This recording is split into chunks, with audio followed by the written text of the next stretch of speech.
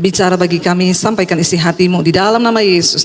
Yang percaya Tuhan di tengah kita, memberkati kita, mari katakan bersama. Amin. Tepuk tangan buat Tuhan Yesus, saudara. Silakan duduk Bapak Ibu yang terkasih, Shalom. Bagaimana kabarnya hari ini? Luar biasa, karena kita punya Tuhan yang luar biasa.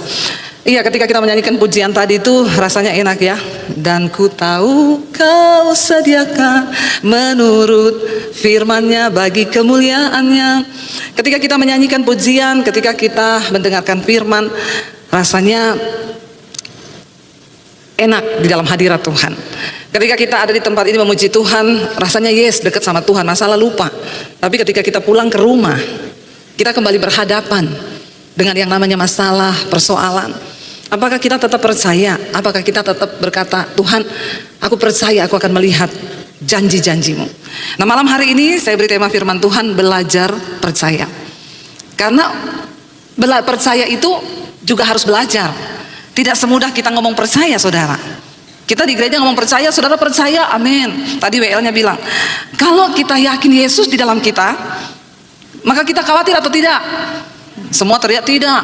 Waktu pulang khawatir enggak? Ya, kalau Yesus ada dalam kita, kita takut atau tidak? Di gereja kita teriak tidak, tapi waktu pulang kita takut apa enggak? Ya, banyak orang takut, ya, karena iman di gereja sama di rumah itu beda.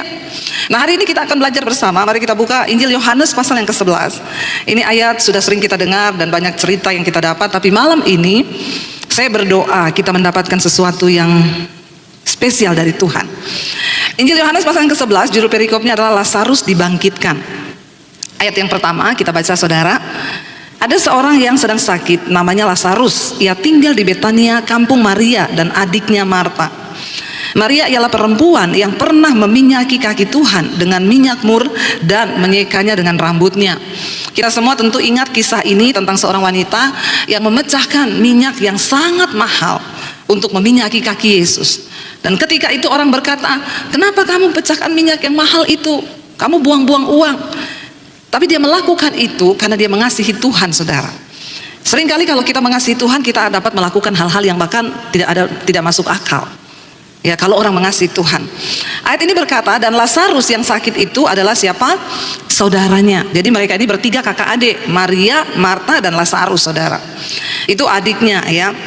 Dan Lazarus sakit itu adalah saudaranya. Kedua perempuan itu mengirim kabar kepada Yesus. Mereka suruh orang kasih tahu sama Yesus bahwa dikatakan kabarnya apa? Dia yang engkau kasih itu siapa? Sakit. Lazarus yang engkau kasihi itu sakit. Perhatikan, ada kata dia yang engkau kasihi itu sakit. Keluarga ini adalah keluarga yang spesial di mata Tuhan dan Yesus sangat mengasihi keluarga ini. Kenapa mereka dikasihi oleh Tuhan? Tentu ada alasan. Ya, apakah Tuhan mengasihi kita malam hari ini? Ya, ada alasan Tuhan mengasihi kita atau tidak, saudara. Biarlah kita menjadi orang-orang yang memiliki alasan untuk Tuhan tuh mengasihi kita. Katakan, amin. Semua orang boleh berkata percaya, tetapi orang dikasihi Tuhan itu berbeda. Karena tidak semua orang percaya itu sungguh-sungguh mendapat tempat di hati Tuhan. Ya, hanya orang-orang tertentu. Dan Alkitab mencatat keluarga ini dikasihi Tuhan. Marta dan Maria berkata, Tuhan, dia yang engkau kasihi sakit. Ayat yang keempat, ketika Yesus mendengar kabar itu, ia berkata, penyakit itu tidak akan membawa kematian, tetapi akan menyatakan kemuliaan Allah, sebab oleh penyakit itu anak Allah akan dimuliakan. Saudara, setiap persoalan, pencobaan yang kita hadapi itu pasti ada maksud Tuhan. Tetapi ya seperti yang saya sering katakan, memang manusia sama Tuhan itu beda tipis. Ya, Tuhan Maha tahu, kita sok tahu. Ya, jadi Yesus berkata penyakit itu tidak akan membawa kematian, tetapi akan menyatakan kemuliaan Allah. Ada banyak hal dalam hidup ini yang Tuhan akan izinkan kita alami, supaya lewat masalah yang kita alami itu kemuliaan Tuhan akan dinyatakan. Tapi banyak orang Kristen tidak mengerti ini, karena bayangan kita tentang kemuliaan Tuhan itu adalah sesuatu yang enak, sesuatu yang baik. Saya percaya, saudara, waktu kemuliaan Tuhan itu akan dinyatakan, ada sesuatu yang tidak enak dulu yang akan kita alami. Ya, hari-hari ini apa yang terjadi di atas bangsa kita, saya percaya dan sangat percaya tangan Tuhan sedang bekerja di atas Indonesia. Katakan amin. Setiap hari kita berdoa, apalagi saya tuh di Mesbah doa, setiap malam berdoa untuk bangsa ini, berdoa untuk TNI Polri, biar Tuhan murnikan bangsa ini. Semua yang terjadi ini ada di dalam kendali Tuhan. Karena Tuhan sedang membersihkan bangsa ini. Jadi mari kita melihat dengan kacamatanya Tuhan. Kita terus berdoa saudara, supaya Tuhan akan terus pulihkan dari orang-orang yang memegang jabatan kekuasaan di atas bangsa ini. Mereka yang lebih dulu harus dimurnikan. Kita bersyukur dengan apa yang terjadi hari-hari ini. Tuhan sedang berperkara dengan bangsa ini. Ketika Tuhan berperkara dengan kehidupan seseorang, maka ada hal yang tidak enak yang akan kita alami.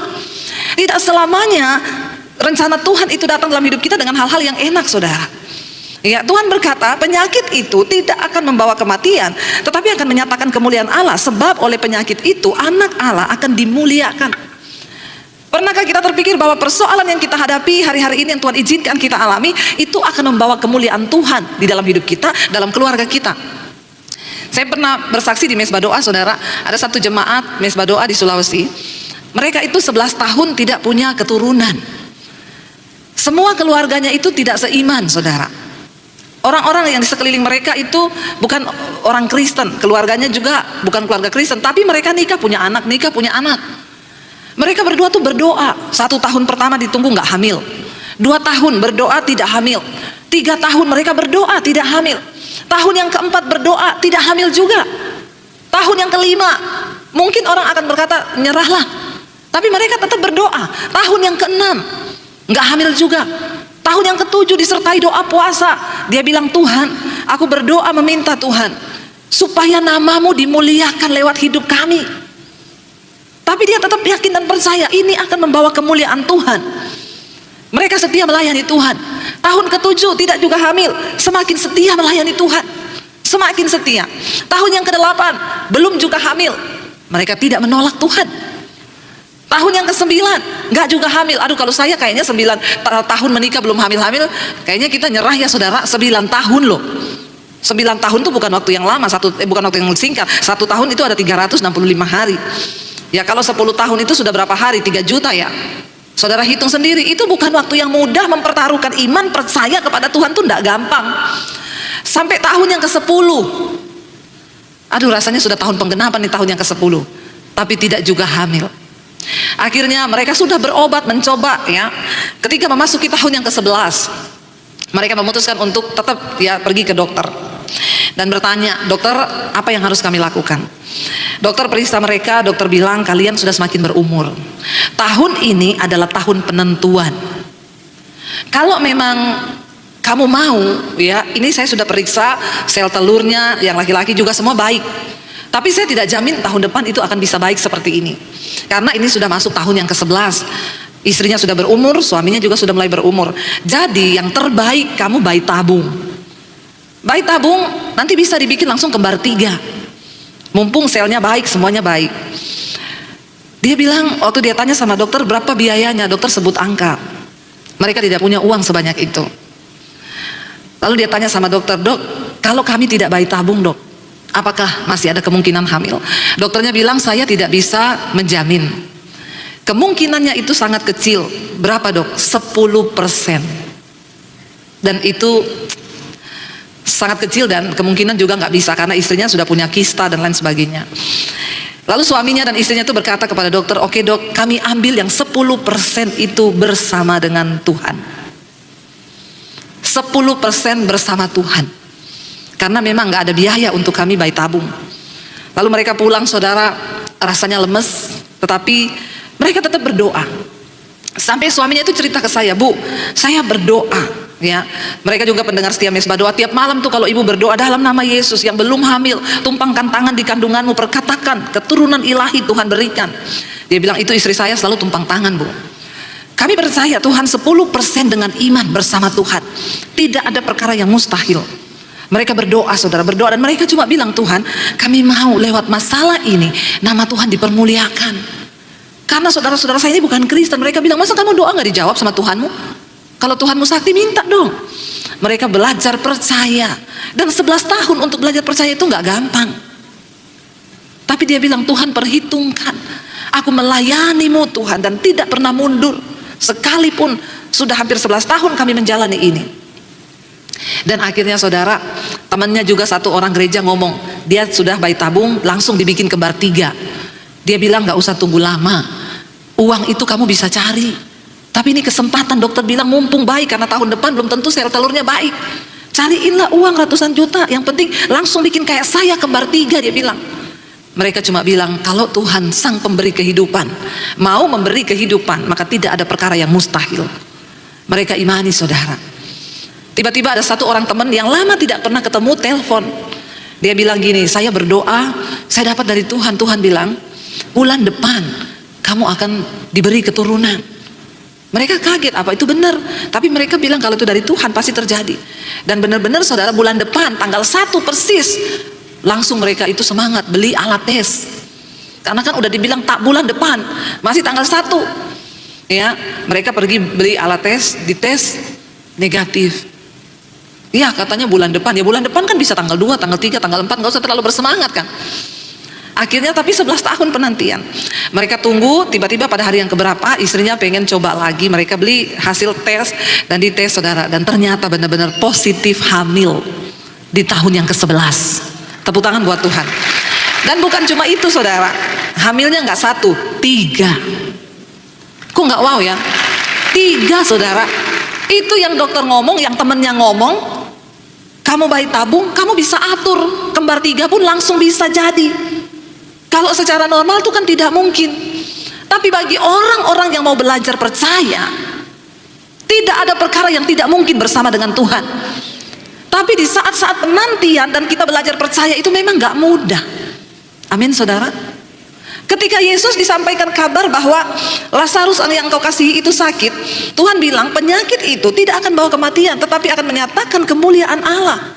Sebab lewat penyakit itu anak Allah akan dimuliakan. Hari ini apapun persoalan yang kau hadapi, katakan Tuhan, aku percaya lewat masalah yang aku hadapi, nama Tuhan akan dipermuliakan.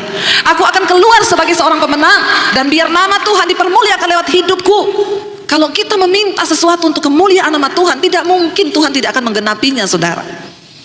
Dan di sini dikatakan, Yesus memang, ayat yang ke-5, Yesus memang mengasihi Maria dan Marta kakaknya, dan Marta dan kakaknya dan Lazarus. Yesus memang mengasihi. Tuhan itu mengasihi mereka. Seringkali kita berpikir kalau Tuhan mengasihi kita, maka pasti dia akan melakukan semua yang kita mau. Maria dan Marta berpikir kalau Yesus dengar Lazarus sakit, maka Yesus akan segera datang buru-buru menemui mereka untuk menyelamatkan mereka. Berapa banyak dari kita, saudara, yang berkata, orang konseling datang kepada saya, Bu, saya ini sudah berdoa, saya sudah puasa, Bu, saya sudah berseru memanggil nama Tuhan. Kita sudah mengatakan hal-hal yang menyatakan bahwa kita tuh mengasihi Tuhan, tapi kenapa saya nggak lihat jawaban? Yesus memang mengasihi Marta dan kakaknya Maria dan Lazarus. Dia mengasihi loh, saudara, bukan tidak mengasihi. Dan untuk Tuhan mengasihi seseorang itu pasti karena ada alasannya. Kenapa? Karena mereka ini keluarga yang mencintai Tuhan. Kalau Yesus datang, Maria mendengarkan pengajarannya, Marta menyiapkan semua yang Yesus membutuhkan, makan, minum, dan semuanya. Karena itu dikatakan mereka ini dikasihi oleh Tuhan. Tetapi apakah kalau kita menjadi orang yang dikasihi Tuhan, lalu apa yang kita minta Tuhan segera menanggapi? Yesus diberitahu bahwa Lazarus sakit. Tapi ayat ini berkata Yesus memang mengasihi Marta dan kakaknya dan Lazarus. Ayat 6, namun setelah didengarnya bahwa Lazarus sakit, ia apa? Ia sengaja tinggal 2 hari lagi di tempat di mana ia berada. Seringkali Tuhan itu sengaja. Mungkin hari ini engkau sedang berkata, doa saya belum dijawab, Bu. Kenapa saya nggak melihat jawaban? Mungkin Tuhan lagi sengaja. Ya, Tuhan lagi sengaja. Untuk apa Yesus sengaja tinggal 2 hari lagi? Kenapa dia sengaja tinggal 2 hari lagi? Itu tadi yang saya katakan, semua yang terjadi dalam hidup kita, Alkitab berkata Allah itu turut bekerja di dalam segala perkara dalam hidup kita untuk mendatangkan kebaikan bagi orang-orang yang sungguh-sungguh mengasihi Dia dan yang terpanggil masuk dalam rencana Tuhan. Karena itu pastikan kita mengasihi Tuhan dan pastikan hidup kita berada di dalam rencana Tuhan. Jangan engkau pernah hidup di luar rencana Tuhan, saudara. Semua dalam hidup kita ini Tuhan punya rencana. Bilang, Tuhan, bawa aku masuk dalam rencanamu. Sehingga apapun yang terjadi, kalau kita ada di dalam rencana Tuhan, di dalam rule-nya Tuhan, maka kita akan melihat Tuhan turut bekerja mendatangkan kebaikan. Ayat ini berkata hanya bagi orang-orang yang mengasihi Tuhan dan yang ada di dalam rencana Tuhan. Mungkin engkau bertanya, bagaimana Bu saya bisa mengerti rencana Tuhan? Mudah, saudara. Mulai hari ini hiduplah di dalam kebenaran, lakukan firman. Buang segala dosa, bertobat, kejar kekudusan. Itu langkah awal untuk engkau mulai masuk di dalam rencana dan tuntunan Tuhan. Kenapa saudara? Ini penting karena hidup kita akan berbahagia hanya ketika kita berada di dalam rencana Tuhan. Tidak ada kebahagiaan lain di luar rencana Tuhan. Nggak mungkin akan ada kebahagiaan. Kita hanya akan berbahagia ketika kita berada di dalam rencana Tuhan. Pastikan apakah bisnismu ada dalam rencana Tuhan. Pastikan apakah studimu ada dalam rencana Tuhan. Pastikan apakah pacarmu hari ini itu ada dalam rencana Tuhan. Kalau enggak saudara, hentikan dan tinggalkan. Sebab engkau tidak akan mungkin bisa berbahagia. Yesus sengaja tinggal 2 hari lebih lama ketika dia mendengar bahwa Lazarus sakit. Ia sengaja. Kenapa doamu belum dijawab hari ini? Mungkin Yesus lagi sengaja.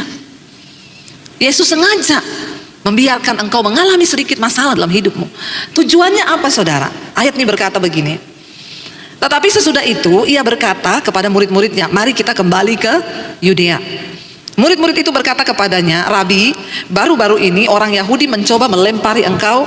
Masih maukah engkau kembali ke sana? Jawab Yesus, bukankah ada 12 jam dalam satu hari?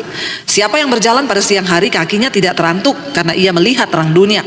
Tetapi jikalau seorang berjalan pada malam hari kakinya terantuk karena terang itu tidak ada dalam dirinya. Artinya apa? Yesus berkata, selama engkau ada dalam terang gak usah takut. Karena murid-murid mencoba mencegah Yesus dan berkata, kemarin kita di sana orang mau lempar kita sama batu loh. Kamu masih mau balik ke sana? Yesus bilang, selama engkau di dalam terang, engkau berjalan dalam terang, nggak perlu takut. Kakimu tidak akan terantuk batu. Pastikan hidup kita itu berada di dalam kebenaran. Supaya apapun yang kita alami saudara, itu tidak akan mendatangkan celaka, tetapi mendatangkan kemuliaan Tuhan lewat hidup kita. Kenapa banyak orang tidak mengalami kemuliaan Tuhan saudara? Karena dia berjalan di luar rencana Tuhan. Ini yang selalu saya tekankan kepada orang Kristen. Apa goalnya kita menjadi Kristen? Supaya kita mengerti rencana Tuhan di dalam hidup kita. Kita hidup untuk menggenapi rencana Tuhan. Bagaimana mungkin kita bisa berbahagia kalau hidup kita berada di luar rencana Tuhan? Itu nggak mungkin. Tapi selama kita berjalan di dalam rencana Tuhan, lah itulah kebahagiaan di hidup kita. Lalu saudara, Yesus berkata kepada mereka, ya demikianlah perkataannya. Dia bilang begini, demikian perkataannya, dan sesudah itu ia berkata kepada mereka, Lazarus saudara kita telah tertidur, tetapi aku pergi ke sana untuk membangunkan dia dari tidurnya. Maka kata murid-murid itu kepadanya, Tuhan, jikalau ia tertidur, ia akan sembuh. Jadi ngapain kita pergi ke sana? Kan dia cuma tidur, maka dia pasti akan sembuh. Dan ayat ini berkata, tetapi maksud Yesus ialah tertidur dalam arti mati. Jadi di hadapan Tuhan mati itu hanya tertidur. Gak usah takut dengan kematian, amin. Siapa yang sudah siap mati? Mati itu cuma tidur. Saya mau berdoa supaya kita sebagai orang Kristen tidak ada lagi yang takut mati. Karena firman Tuhan berkata, mati itu adalah sebuah keuntungan di dalam Yesus. Ini serius saudara. Yesus bilang, dia berkata maksud Yesus ialah tertidur dalam arti mati. Sedangkan sangka mereka, Yesus berkata tentang tertidur dalam arti biasa. Lalu sudah dikatakan karena itu Yesus berkata dengan terus terang, Lazarus sudah mati. Yesus ngomong akhirnya dengan terus terang, Lazarus itu sudah mati. Tetapi ini yang nyeleneh saudara, kalau saya bilang ya Yesus itu agak aneh ya mungkin di mata murid-muridnya. Habis dia bilang Lazarus sudah mati, tetapi dia bilang apa di sana? Tetapi syukurlah aku tidak hadir pada waktu itu. Saya bisa membayangkan kalau ada seorang jemaat keluarganya sakit, lalu dia telepon pendeta. Nggak ketemu sama pendeta itu, ditelepon nggak diangkat-angkat, di WA nggak dibalas, nggak ketemu. Singkat cerita, keluarganya itu mati. Lalu pendetanya ngomong gini, sudah mati ya keluarganya, untung saya nggak ada di situ hari itu. Kira-kira saudara, kalau orang mendengar seperti itu, marah nggak? Ya pasti. Ini apa sih, saya aja saudara yang WA itu saya nggak balas kan, yang masuk WA itu puluhan ribu di HP saya, itu saya nggak bisa balas satu persatu. Itu aja yang maki-maki saya banyak kok. Ternyata masih banyak orang Kristen yang belum bertobat, masih aneh. Ya, maki-maki saya, pendeta macam apa kau itu? WA tidak dibalas, orang mau konseling tidak ditanggapi. Saya selalu bilang, saya ini sangat terbatas. Kenapa saya selalu berkata cari Tuhan secara pribadi, jangan andalkan manusia. Ini Marta nggak datang sama manusia, datang sama Yesus loh. Ketika mereka menyampaikan masalah mereka bahwa Lazarus saudara mereka sakit, Yesus nggak segera datang dan menolong, tapi dia sengaja tinggal 2 hari, malah saudaranya mati. Udah mati dia bilang lagi, untung saya nggak ada di situ waktu itu.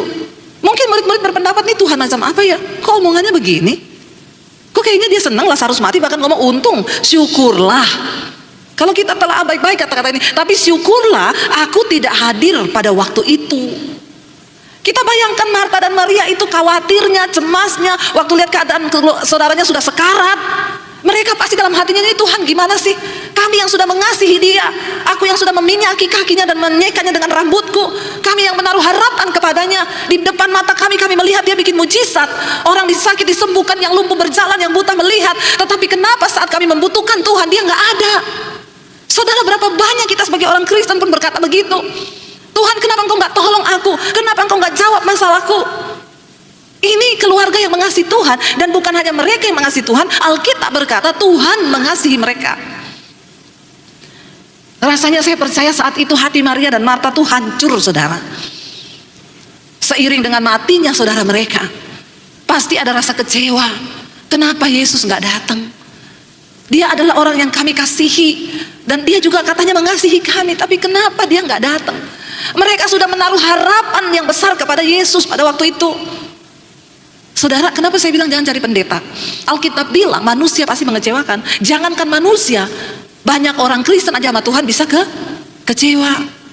Kemarin saya dengar satu teman cerita, Bu, saya punya teman dulu Kristen, sekarang pindah ke agama lain. Kenapa? Kecewa sama Tuhan. Jangankan sama orang, sama Tuhan pun banyak yang kecewa.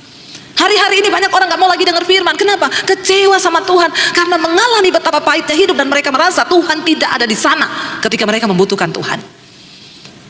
Saudara, ini sesuatu yang sangat membuat Maria dan Marta itu terpukul. Kami sangat mengharapkan Tuhan, tapi kenapa dia gak datang di saat kami butuh? Mungkin hari ini engkau juga sedang berkata begitu. Aku sangat mengharapkan Tuhan, tapi di saat aku butuh, rasanya pertolongan itu gak ada, Tuhan itu gak datang. Saudara, mari kita melihat peristiwa ini malam hari ini dan menarik sebuah pelajaran. Yesus bilang Lazarus sudah mati, tapi syukur aku tidak ada pada waktu itu. Apa maksud Tuhan? Saya percaya murid yang mendengar pasti akan berkata, ini gimana ya? Kok dia malah ngomong kayak begitu? Sebab demikian lebih baik bagimu, supaya kamu dapat belajar percaya. Ternyata untuk bisa percaya kepada Tuhan, kita tuh harus belajar. Dan apa yang dapat membuat kita bisa belajar percaya? Masalah, pergumulan, tantangan hidup. Orang yang punya iman yang kuat kepada Tuhan pasti sudah pernah menghadapi badai yang begitu besar. Makanya imannya bisa kuat dan tidak tergoyah. Hanya orang-orang yang sudah belajar percayalah yang dapat melihat mujizat terjadi dalam hidupnya. Hanya orang-orang yang sudah belajar percaya. Saudara, Yesus bilang supaya engkau belajar, supaya kamu dapat belajar percaya. Lalu Yesus bilang apa? Marilah kita pergi sekarang kepadanya. Perhatikan, Thomas menangkap perkataan Yesus yang gak enak didengar. Tuh Thomas bilang apa? Thomas yang disebut Didimus berkata kepada teman-temannya, yaitu murid-murid yang lain. Yesus dia bilang apa, saudara? Ayat yang ke-16. Ayat yang ke-16 Thomas bilang begini, marilah kita pergi juga untuk mati bersama-sama dengan dia. Kenapa ada perkataan ini keluar dari mulut Thomas? Karena dia dengar Yesus ngomong Lazarus sudah mati, tapi untung aku nggak ada. Itu menjadi sandungan. Makanya Thomas bilang, yuk kita pergi biar kita juga mati sama-sama di sana. Dalam hatinya Thomas, kenapa dia nggak peduli Lazarus mati? Malah dia bilang, untung aku nggak di sana, syukurlah saya nggak ada di sana waktu itu. Thomas mengejek dan dia berkata, ayo kita pergi sama-sama dia biar kita juga mati sama-sama di sana. Ini adalah sebuah perkataan yang manusiawi yang keluar dari hati, yang kayaknya melihat keadaan itu kok kayak begini ya. Tapi itu yang Yesus maksud. Kita harus belajar percaya. Kita harus belajar percaya. Belajar percaya itu seperti apa? Saya ingat dulu saudara, suami saya, kita dulu buka penerbit dan percetakan. Itu kalau sudah mau waktunya bayar kertas, kita harus bayar tepat waktu supaya kita bisa dapat kertas lagi untuk kita mulai cetak buku lagi. Tapi ya itu selalu setiap kali ditagih distributor ini nggak pernah bayar tepat waktu. Ya, lalu akhirnya saya tuh berdoa, Tuhan, saya pengen ya ada mujizat. Suami saya itu bilang, kita ini besok sudah jatuh tempo loh, sudah diingetin sebenarnya sudah lewat jatuh tempo. Kita kalau nggak bayar kertas besok, kita nggak bisa nyetak, maka terlambatlah semua ini pekerjaan. Saya cuma bilang sama suami saya, percaya aja ya. Besok pagi bangun, kita cek mobile banking, nggak ada masuk, transferan nggak ada masuk. Suami saya pergi doa pagi di gereja pelayanan, dia pulang gereja, dia masuk rumah, dia nyanyi saudara, hatiku percaya. Panjang saudara, nyanyi lagi, hatiku percaya. percaya. Saya bilang, kenapa nyanyinya panjang begitu? Ini lagi belajar percaya. Katanya mujizat itu ada. Secara logika aku sudah tidak percaya, tapi dengan iman aku harus tetap belajar percaya. Makanya saya bilang itu tadi, belajar percaya itu tidak mudah. Tidak segampang waktu kita nyanyi di gereja. Waktu kita menghadapi kenyataan hidup itu berat, saudara. Nggak semudah ketika kita ngomong aku percaya pada Tuhan, Allahku kan memenuhi kebutuhanku dengan segala kekayaannya. Besok jatuh tempo ini, nggak usah angkat tangan ya. Besok jatuh tempo, adakah iman? Bagaimana caranya? Sementara firman Tuhan berkata begini-begini, untuk bisa memiliki iman yang teguh, yang benar-benar menghasilkan mujizat, itu ada tahapnya, ada prosesnya, yang namanya proses belajar percaya. Lalu saya bilang sama suami saya gini, Say, kamu percaya ya Say, nggak ada yang mustahil bagi Tuhan. Ini nanti siang, saya bilang, nanti siang, ini kamu mau apa? Dia bilang, ini saya nanti siang mau lihat anak-anak musik latihan di gereja. Karena dia waktu itu juga koordinator musik di satu gereja. Ya udah, kamu pergi lihat anak-anak latihan. Nanti kalau kamu pulang, kamu mampir di ATM. Itu pasti uangnya udah ada. Terus dia tanya saya, kamu telepon distributor siapa? Ada yang janji? Nggak ada yang janji. Saya sudah telepon semua, nggak ada yang bisa bayar hari ini. Terus kenapa kamu yakin ngomong begitu? Ya kan belajar percaya kita. Beneran, yakin ada. Kan belajar percaya, nyanyi lagi di hatiku percaya. Akhirnya dia pergi, saudara. Baru pergi nih berapa menit, nelpon saya, aku udah mampir di ATM, nggak ada uang masuk. Terus saya bilang, kan tadi saya bilang habis latihan musik di gereja, pulang baru lihat, ini kamu sudah latihan belum? Baru mau berangkat, iseng, bener nggak ada transferan. Loh itu loh manusia, orang udah dibilang nanti. Akhirnya dia bilang, ya udah ini saya latihan dulu ya. Emang bener nggak ada distributor yang telepon kamu janji transfer siang ini? Nggak ada. Terus kenapa kamu percaya banget? Ya aku percaya, kan aku berdoa minta sama Tuhan supaya kamu juga belajar percaya. Karena laki-laki itu untuk belajar percaya itu susah. Makanya survei membuktikan yang paling banyak kena stroke itu laki-laki. Kenapa saudara? Karena laki-laki itu ukuran otaknya lebih kecil daripada perempuan, tetapi memorinya full. Semua dipikir, dia nggak mau pakai iman, dia pakai pikiran. Kalau rasionya berkata nggak mungkin, ya nggak mungkin. Kalau kamu nggak telepon distributor, ya nggak mungkin ada yang transfer. Dia semua udah bilang nggak kan?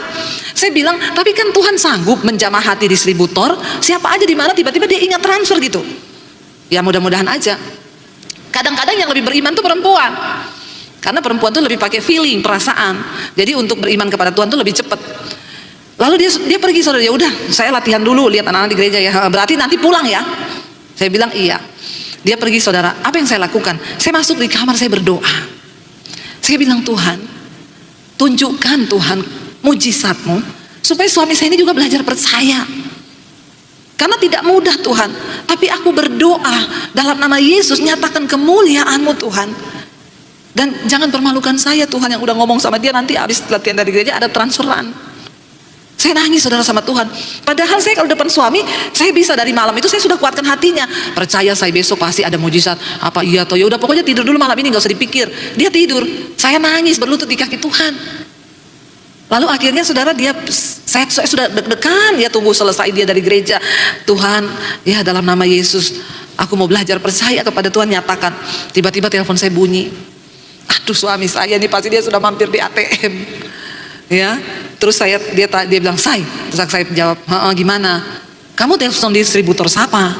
Saya enggak telepon. Kemarin itu semua distributor sudah ngomong mereka enggak ada bisa transfer karena masih ketahan juga uangnya. Beneran? Kamu di mana sekarang? Saya tanya. Di ATM. Terus gimana? Ada duitnya. Loh saudara, ya, aduh saya itu Tuhan, saya nangis saudara, saya nangis. Yang namanya belajar percaya itu tidak mudah di saat kita ini mengalami hal-hal, tapi disitulah iman dipertaruhkan. Apakah kita lari pinjam orang atau ke penggadean menyelesaikan masalah tanpa masalah? Padahal nambah masalah. Atau kita mau beriman percaya pada Tuhan. Yesus berkata, sampai Lazarus mati loh. Aku melakukan itu. Kenapa aku tinggal lebih lama 2 hari? Kenapa aku biarkan sampai Lazarus mati? Supaya kamu belajar percaya. Dan kita harus percaya bahwa rencana Tuhan dalam hidup kita itu tidak ada yang gagal. Tapi Tuhan tuh melihat iman kita. Waktu kita ngomong percaya itu tidak semudah ketika kita mengalaminya dalam hidup kita. Tapi tetapkan hati kita saudara untuk tetap percaya. Tuhan mau sesulit apapun, aku percaya firman-Mu itu gak pernah gagal. Bahkan sekalipun mungkin kami belum melihat, tapi kami mau tetap percaya. Saya minta suami saya untuk main piano. Saudara, mari kita sungguh-sungguh beriman kepada Tuhan. Yesus bilang, untung aku gak ada di sana pada waktu itu, supaya ini lebih baik bagi kamu, supaya kamu dapat belajar percaya. Tuhan itu gak mau kita cuma ngomong kita percaya, tapi Tuhan mau kita mempercayakan diri kepada Dia. Karena orang yang hanya percaya itu berbeda dengan mempercayakan dirimu kepada Tuhan.